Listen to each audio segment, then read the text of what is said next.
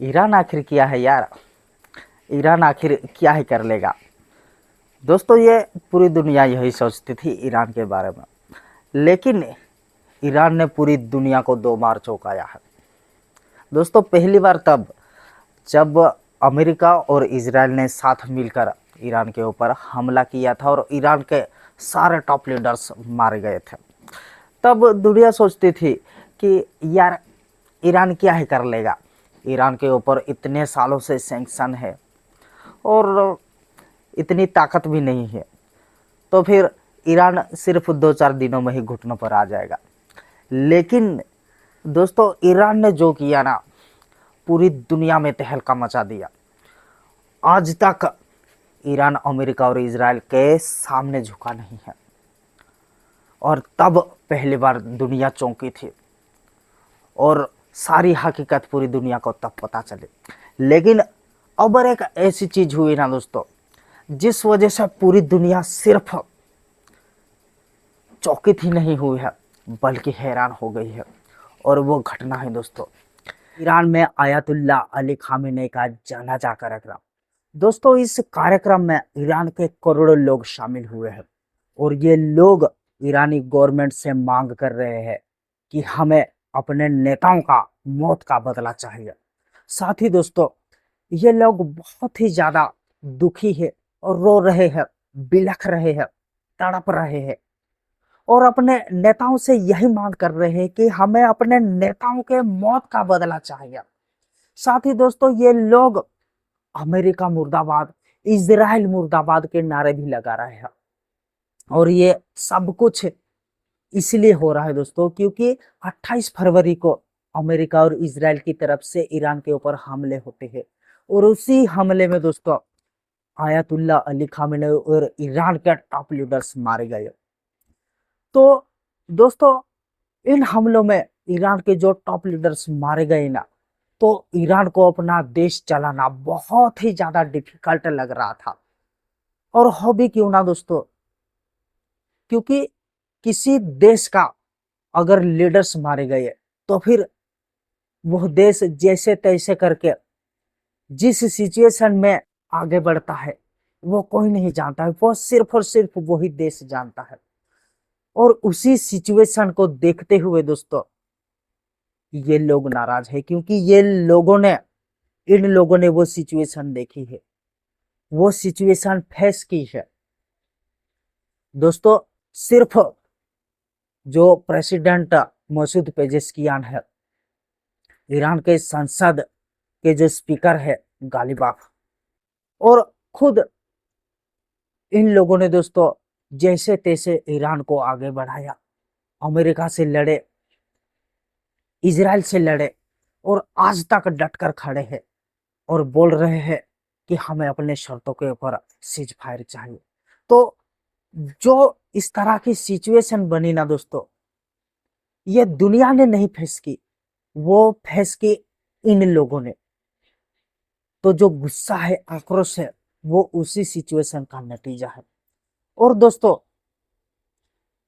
जो हमले हो रहे थे अमेरिका और इजराइल की तरफ से, वो ईरान के इंफ्रास्ट्रक्चर के ऊपर थे। तो ईरान के इंफ्रास्ट्रक्चर को बर्बाद कर दिया गया था। जो ईरान के लोग अपनी फैक्ट्रियों में काम कर रहे थे, अपने घर को चला रहे थे, उन फैक्ट्रियों को भी तबाह कर दिया गया।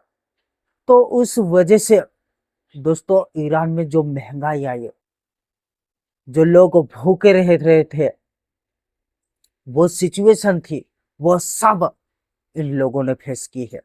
और इसी का नतीजा है दोस्तों कि ये लोग, ये जो तस्वीरें हमें देखने को मिल रही है, ये सब उसी सिचुएशन का नतीजा है।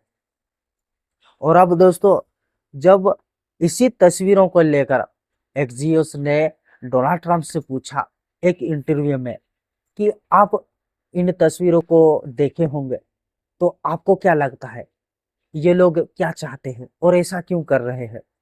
तो ट्रंप की ओर से कहा गया कि मुझे नहीं लगता कि ये लोग जो रो रहे हैं, बिलख रहे हैं, तड़प रहे हैं, ये रियल है। मुझे ये एक बनावटी लग रहा है। ये ट्रंप ने कहा है दोस्तों। आप ये स्क्रीन पर रिपोर्ट देख सकते हैं।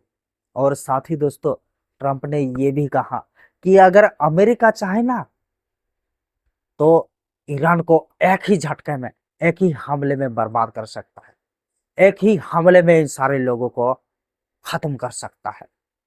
तो मुझे लगता है ना दोस्तों, कुछ देश ईरान से अच्छे रिलेशन चाहते हैं और इसलिए इस जनाजे के कार्यक्रम में, ये कार्यक्रम दोस्तों 4 जुलाई से 9 जुलाई तक चलने वाला है। इस कार्यक्रम में भारत समेत दुनिया के 100 देश शामिल हुए हैं। उसमें पाकिस्तान के प्रधानमंत्री शहबाज शरीफ और आसिम मुनीर भी है। और अगर बात करें खाड़ी देशों के, तो खाड़ी के देश दोस्तों, इसमें कुछ देश शामिल हुए हैं और मुझे लगता है कि ये जो देश इस कार्यक्रम में शामिल हुए हैं, ये देश चाहते हैं कि ईरान से अच्छे रिलेशन हो। उसमें दोस्तों ओमान है, सऊदी अरब है, कतर है और ये देश इसलिए कार्यक्रम में शामिल हुए क्योंकि ये देश ईरान से रिलेशन चाहते हैं, वो भी अच्छे वाले। पूरे रीजन में जो अशांति फैली है वहां पर शांति आई है।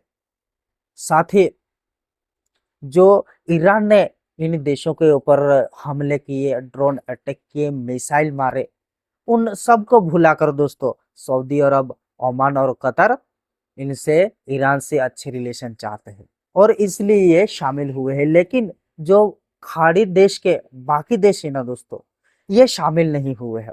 इसका मतलब ये है कि ये देश अभी भी उन दिनों को सोच रहे हैं और खुद पूछ रहे हैं कि ईरान ने हमारे ऊपर इतने हमले किए तो फिर हम क्यों जाए।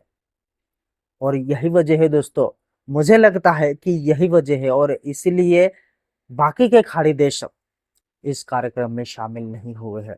लेकिन ये भला है दोस्तों हमारे प्रधानमंत्री जी का कि वो खुद तो इस कार्यक्रम में नहीं गए, लेकिन हमारे बाकी प्रतिनिधि इस कार्यक्रम में शामिल हुए हैं। तो मेरा कंक्लूजन यही है दोस्तों इस टॉपिक को लेकर कि ये लोग जो मांग कर रहे हैं, रो रहे हैं, आक्रोश है इनके मन में, ये सारा का सारा इनके ऊपर थोपा गया एक युद्ध की वजह से है और कुछ नहीं है। अगर मेरी ओपिनियन की बात करें तो मेरी ओपिनियन यही है दोस्तों कि ऐसी सिचुएशन किसी भी देश के ऊपर ना बने, चाहे वो ईरान हो या फिर कोई और देश।